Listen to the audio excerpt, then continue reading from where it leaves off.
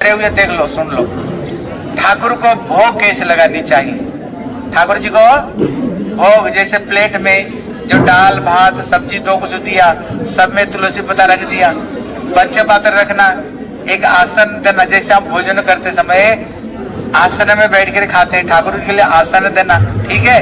आसन देकर पंचपात्र रखना, पंचपात्र रख कर एक छोटी सी पात्र रख लेना, हाँ, जिसमें जैसे हम खाने के बाद हाथ धोते हैं ना, इदम अर्घ्यम इदम पुष्पम, जैसे किसी व्यक्ति को चरण में एक फूल देते हैं, हाथ में पानी देते हैं धोने के लिए, इसी भाव करके ठाकुर का हाथ को छोटे से पात्र रखना, उसमें पानी छोड़, ठाकुर जी आप हाथ धो लो, ठीक है।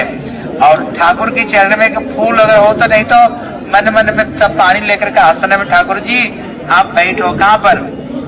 आसन में बैठो। फिर जो पंचपात्र में पानी लेकर इदम सैघृत नैवेद्य उपकरणम श्री राधा कृष्णाभ्य नमः बोल करके जो पंचपात्र में डंडी में पानी, वो प्रसाद के ऊपर जो रोटी चावल वो रखनी चाहिए, ठीक है। मैंने ठाकुर जी आप उसको ग्रहण करो। फिर जो गोपाल मंत्र मिला आपको, गोपाल मंत्र मिला कि नहीं, कृष्ण मंत्र, उसी मंत्र को हाथ को नीचे करके देख लो, ऐसे ये इसी हाथ को खाने के ऊपर रख करके और ये हाथ को ऐसे रख करके, उसको ऐसे रख करके जो गोपाल मंत्र मिला है उसको 10 बार बोलने का। कितना बार बोलने का? जोर से बोलो, 10 बार बोल करके फिर बाहर आने का। आकर के उसमें के काम गायत्री मंत्र दिया हुआ, अब देखना पेपर में काम गायत्री मंत्र, उसको बाहर आकर के उसको जो मंत्र को 10 बार बोलने का, ठीक है। जन्य उसे लेकर के 10 बार बोलने का। जैसे एक व्यक्ति भोजन करने के लिए समय चाहिए, है ना, इसलिए 5-10 मिनट रह करके ताली बजा करके अंदर में जाना। अभी ठाकुर जी भोजन कर लिया, भोजन के बाद में हाथ धोते हैं, जो आचमन पात्र जरूर रखना, वो पानी लेकर के जो छोटा सा एक पात्र रखे होंगे, तो ठाकुर जी इदम आचमनियम श्री राधा कृष्णाभ्यम नमः, मतलब ठाकुर जी अब अपना हाथ को धो लो। अब तो ठाकुर जी भोग पा लिया, फिर उसको फिर गुरु जी को देनी चाहिए, ठीक है ना।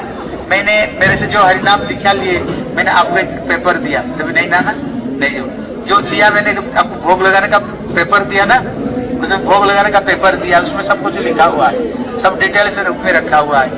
फिर जो प्रसाद के ऊपर में ऐसा हाथ रख करके है, पहले इसको जो पंचपात्र इसमें दे करके इदम महाप्रसादम अयि गुरवे नमः, ठाकुर तो भोजन कर लिया, गुरु जी को गुरुदेव आप कृपा करके आप भी प्रसाद पाओ। इदम महाप्रसादम सर्व सखीभ्यो नमः, इदम महाप्रसादम तुलसी देव्यै नमः, इदम महाप्रसादम पौर्णमासीभ्यो नमः बोल करके मतलब हो गया आप जितने पौर्णमासी सखियां गुरुदेव आप भी कृपा करके प्रसाद को पाओ, ठीक है। फिर ये जनेऊ को लेकर के उसको जो प्रसाद के ऊपर में ना जो आपको गुरु मंत्र मिला हुआ, जो गुरु मंत्र मिला हुआ 10 बार बोलना। फिर बाहर आकर के जो गुरु गायत्री, आपको जो गुरु गायत्री मिला बाहर आकर के फिर उसको 10 बार बोलने का, ठीक है ना। फिर 5-10 मिनट खड़े रह जाना, सारे गुरु वर्ग फिर अंदर में जाना। अंदर में जाकर जो पंचपात्र है उसमें पानी लेकर के छोटा पात्र रहेगा, इदम आचमनियम अयि गुरवे नमः, मतलब गुरुदेव आप कृपा करके हाथ धो लो। इदम आचमनियम सर्व सखीभ्यो नमः, इदम आचमनियम सर्व वैष्णवेभ्यो नमः, है मतलब आप कृपा करके आप हाथ धो लो। अगर इतना कर लिया ना, समझो आपकी प्रॉपर रूप में भोग आपने लग गया।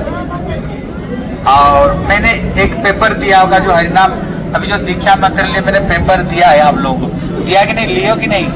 आप प्रभु जी शायद आपको समझाए होंगे, जिसको पास में नहीं आकर के ले लेना मेरे से, ठीक है ना।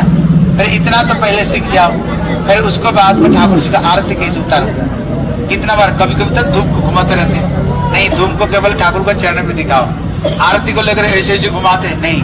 आरती का नियम है ठाकुर का चरण में 4 बार, वक्ष स्थल में 2 बार, मुख में 3 बार और संपूर्ण शरीर में 4, ठीक है, समझ गए कि नहीं।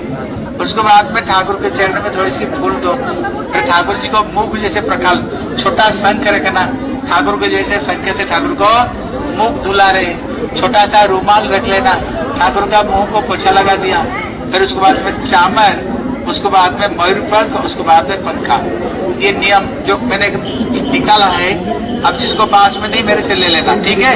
उसमें प्रॉपर रूप में सारे विधि विधान लिखा हुआ। फिर ठाकुर को सुलाओगे कैसे, ठाकुर के जगाओ कैसे, ये प्रॉपर रूप में सब कुछ, ठीक है।